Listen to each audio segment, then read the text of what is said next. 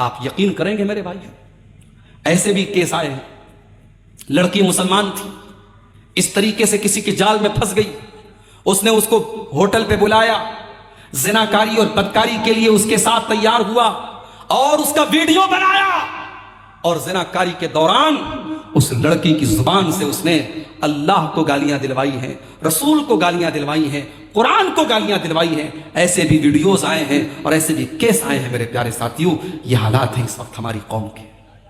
سوال یہ ہے اس کو ہم کنٹرول کیسے کریں، اس کا ریزن کیا ہے، کیوں ایسے حالات پیدا ہو رہے ہیں؟ تو سب سے پہلی چیز جو مجھے سمجھ میں آتی ہے، عشق کا جو بھوت ہے پہلے اس کو اتارنا پڑے گا۔ میں اپنی بہنوں سے کہنا چاہوں گا، اسلام میں عشق نام کی کوئی چیز نہیں ہے۔ جس کو تم عشق سمجھتی ہو، محبت سمجھتی ہو، وہ ہوس ہے، وہ اٹریکشن ہے اور کچھ نہیں ہے۔ اسلام کے اندر محبت صرف ایک ہوتی ہے جو نکاح کے ذریعے وجود میں آتی ہے، جو بیوی شوہر سے کرتی ہے، شوہر بیوی سے کرتا ہے، جو حلال محبت ہے، جو جائز محبت ہے، جس محبت میں کوئی رکاوٹ نہیں ہے، جس محبت پہ کوئی اعتراض نہیں ہے، جس محبت کے اوپر کوئی آبجیکشن نہیں ہے۔ یہ وہ محبت ہے جو اللہ تعالیٰ میاں بیوی کے دل میں ڈالتا ہے۔ اللہ نے قرآن میں کیا فرمایا؟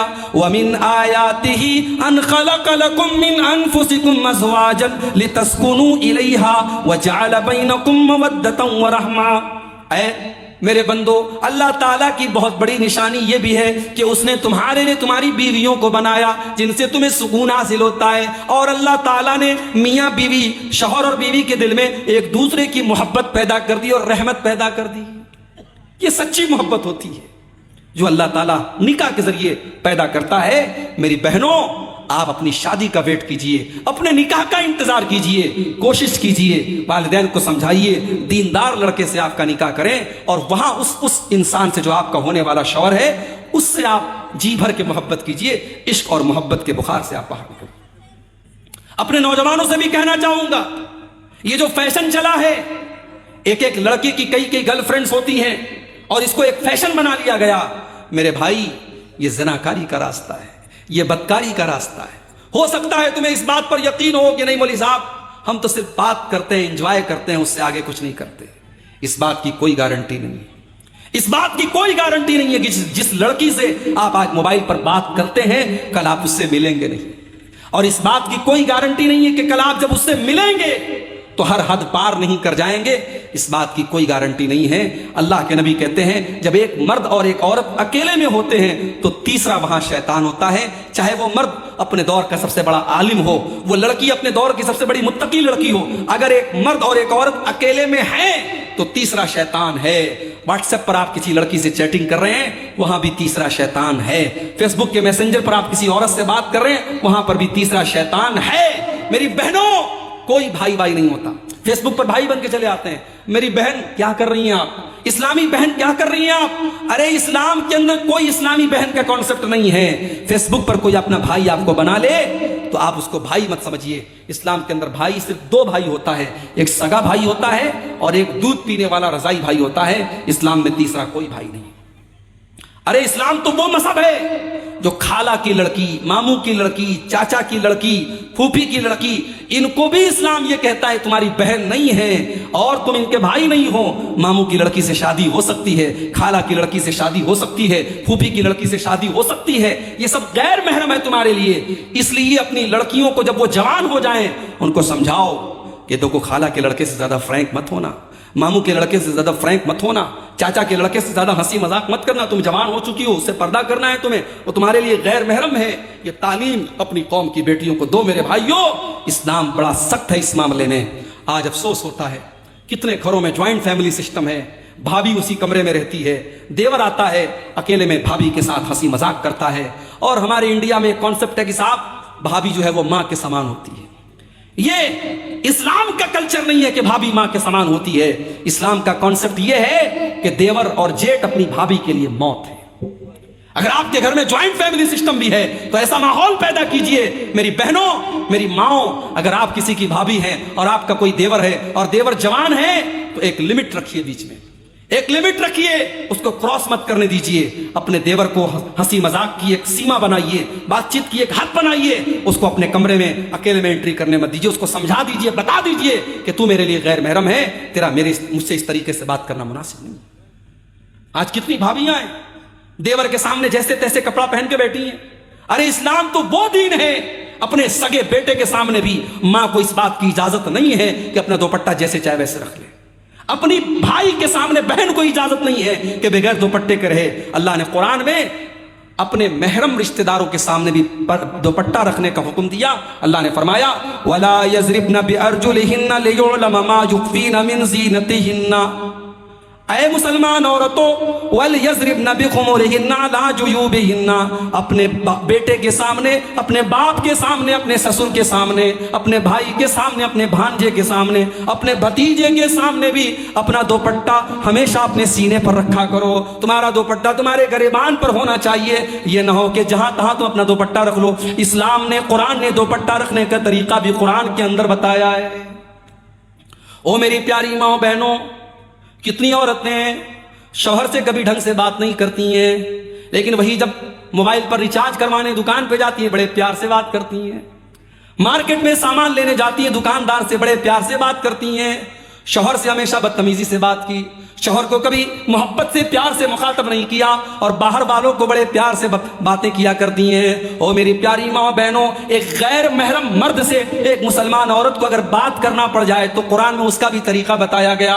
اللہ نے فرمایا فَلَا تَخْضَعْنَ بِالْقَوْلِ فَيَطْمَعَ الَّذِي فِي قَلْبِهِ مَرَضٌ. اے مسلمان عورتوں، جب تمہیں کسی غیر محرم سے بات کرنا پڑ جائے تو تمہاری آواز کے اندر لچک نہیں ہونی چاہیے، تمہاری آواز کے اندر مٹھاس نہیں ہونی چاہیے، تمہاری آواز کے اندر کشش نہیں ہونی چاہیے. تم کڑک انداز میں بات کرو، تم ٹو دا پوائنٹ بات کرو، تم سخت انداز میں بات کرو، اور لیکن جو بات کرو صحیح بات کرو، گالی گلوچ سے بدتمیزی سے بات مت کرو. یہ ہے اسلام. اس لیے اس پر ہمیں اور آپ کو توجہ دینے کی ضرورت ہے. میں اپنی بہنوں سے کہنا چاہوں گا کہ اسلام کی ان تعلیمات کو اپناؤ، اپنے لباس کو اسلامی لباس بناؤ. آج افسوس کی بات ہے ایسے کپڑے مسلمان گھروں میں پہنے جا رہے ہیں، ایسی ساڑیاں مسلمان عورتیں پہن رہی ہیں، ایسے کپڑے مسلمان لڑکیاں پہن رہی ہیں جن کپڑوں سے ان کا شریر جھلکتا ہے، جو ٹرانسپیرنٹ کپڑے ہیں. پوری آستین نظر آ رہی ہے، پوری پیٹ نظر آ رہی ہے، پورا پیٹ نظر آ رہا ہے، سینہ نظر آ رہا ہے، جسم کے اعضاء نظر آ رہے ہیں. یہ بےہودگی، یہ بدتمیزی، یہ بے حیائی آج مسلمان لڑکیوں کے اندر بھی پیدا ہو رہی ہے. اور مجھے تو حیرت ہوتی ہے اس بھائی کے اوپر جو اپنی بہن کے لیے ایسا کپڑا پسند کرتا ہے، اس شوہر کے اوپر جو اپنی بیوی کے لیے ایسا کپڑا پسند کرتا ہے، اس باپ کے اوپر جو اپنی بیٹی کے لیے ایسا کپڑا پسند کرتا ہے. اگر آپ کی بیٹی 7 سال کی ہو گئی، 10 سال کی ہو گئی، اس کو چھوٹے چھوٹے کپڑے پہنانا بند کر دو. اس کے دماغ میں ڈالو کہ وہ مسلمان لڑکی ہے، اس کو پورا ڈریس پہناؤ.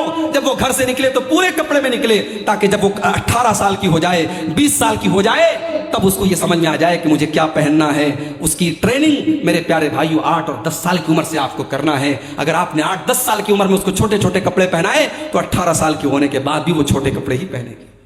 اور آج ایسے کپڑے عام ہیں جن کپڑوں کے بارے میں اللہ کے نبی نے فرمایا تھا کہ جہنمی عورتوں کا کپڑا ہے. وہ کپڑا پہننے والی عورتیں جہنمی ہوں گی.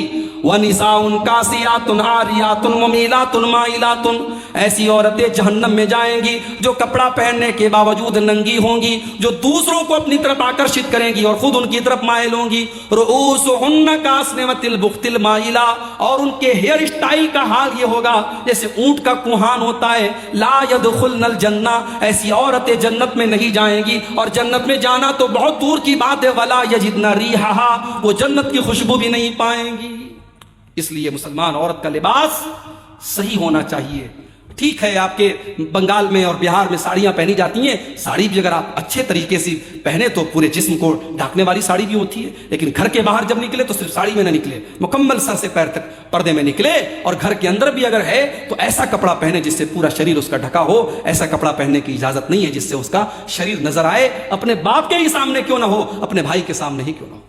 اسلام کا بڑا سیدھا سا اصول ہے کہ کسی بھی مذہب کو لالچ کے طور پر یا زبردستی قبول نہیں کیا جا سکتا، کیونکہ مذہب کا تعلق دل سے ہے. لالچ سے آپ کسی کا جسم خرید سکتے ہیں، یا ڈرا کر کے آپ کسی کے شریر کو غلام بنا سکتے ہیں، دل کو غلام نہیں بنا سکتے. دل کے اوپر تو جب تک انسان سوچ سمجھ کر کے کوئی فیصلہ نہ کرے تب تک دل کو نہیں جیتا جا سکتا ہے. اسلام زور زبردستی سے پھیلا ہی نہیں ہے میرے بھائی. اللہ کے نبی کا ایک بہت کٹر دشمن جس کا نام سمامہ بن اسال تھا، یمامہ کا گورنر تھا، بہت بڑا آدمی تھا، اسلام کا بہت بڑا دشمن تھا. اریسٹ ہو کر کے، گرفتار ہو کر کے اللہ کے نبی کے پاس آتا ہے. مسجد نبی کے کھمبے میں ستون میں باندھ دیا جاتا ہے.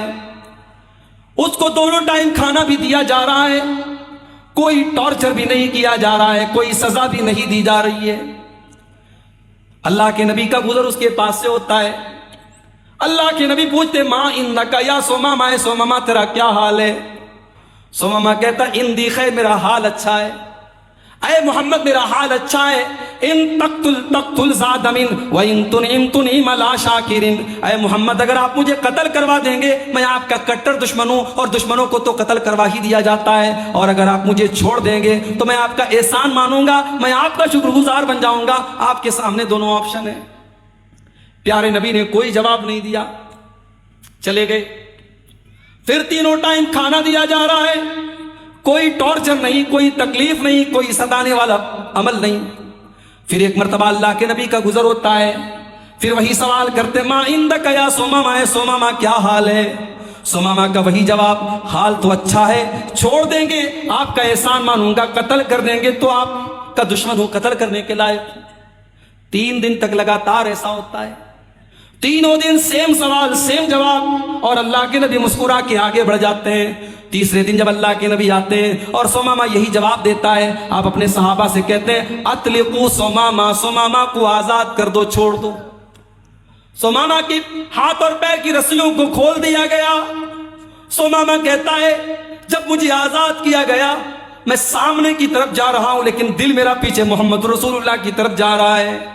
میں وہاں سے نکلتا ہوں اور مسجد نبی کے بغل میں ایک باغ میں جا کر کے کنویں سے پانی نکال کر کے غسل کرتا ہوں، اور غسل کرنے کے بعد جناب محمد رسول اللہ کے پاس آتا ہوں اور کہتا ہوں اشہد ان لا الہ الا اللہ واشہد ان محمد رسول اللہ. اے اللہ کے نبی آج میں آپ کے دین کو قبول کرتا ہوں، آج میں اسلام کی چھتر چھایا میں آتا ہوں، آج میں اسلام کا کلمہ پڑھتا ہوں، آج میں اسلام کو قبول کرتا ہوں.